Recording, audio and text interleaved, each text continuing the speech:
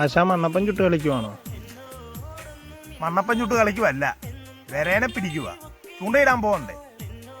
നീ ആദ്യം ആ പാട്ടൊന്ന് നിർത്ത്. എവിടെ ചെന്നിരുന്നാലും വിരഹഗാനം. എനിക്ക് സഹിക്കാൻ പറ്റുന്നില്ല ആശാന്. സഹിക്കാൻ പറ്റുന്നില്ല. എന്നാ നിന്റെ അപ്പൻ ചത്തോ? ഇല്ലല്ലോ. എടാ, അവിടെ കല്യാണം കഴിഞ്ഞിട്ട് 1 മാസമായില്ലേ? ഈ 1 മാസത്തിനിടയ്ക്ക് അവൾ എപ്പോഴെങ്കിലും നിനക്കൊരു മെസ്സേജ് അയച്ചിട്ടുണ്ടോ? അങ്ങനെ ഒരു മെസ്സേജൊക്കെ അവൾ അയച്ചെങ്കിൽ നമുക്ക് ഓർക്കാം ഇപ്പോഴും അവൾ നിന്നെ സ്നേഹിക്കുന്നുണ്ടെന്ന്.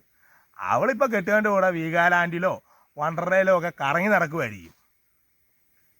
ഇവ അമ്മാരെ വിളിച്ചോണ്ട് വാ. അമ്മാർക്കായിരുന്നല്ലോ ചൂണ്ടയിടാൻ പോകാനായിട്ട് ധൃതി. അമ്മാരെ വിളിച്ചോ പറഞ്ഞ് ക്രിക്കറ്റ് കളിക്കാന്ന്. ആ ക്രിക്കറ്റ് കളിക്കാനൊന്നും ഞാനില്ല, പോ. എനിക്ക് ഓടാനൊന്നും വയ്യ, കാലിന് വേനയാ. നിങ്ങളുടെ പ്രായമാണോ എനിക്ക്? മർമാണിത്തൈരത്തേലാണ് നമ്മളൊക്കെ പിടിച്ച് നടക്കുന്നേ. ഇപ്പം ആശാനെന്നൊരു പേരേ ഉള്ളൂ.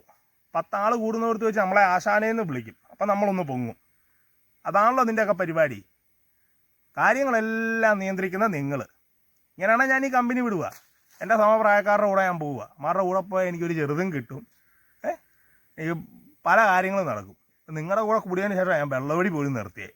അറിയാമല്ലോ കാരണം എന്നാ?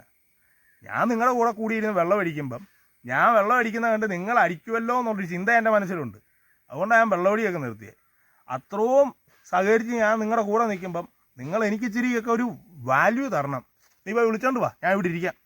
കുറച്ച് വരെ പിടിച്ചിട്ടുള്ള കേസേ ഉള്ളൂ ഇന്ന്. പോയിട്ട് വാടാ.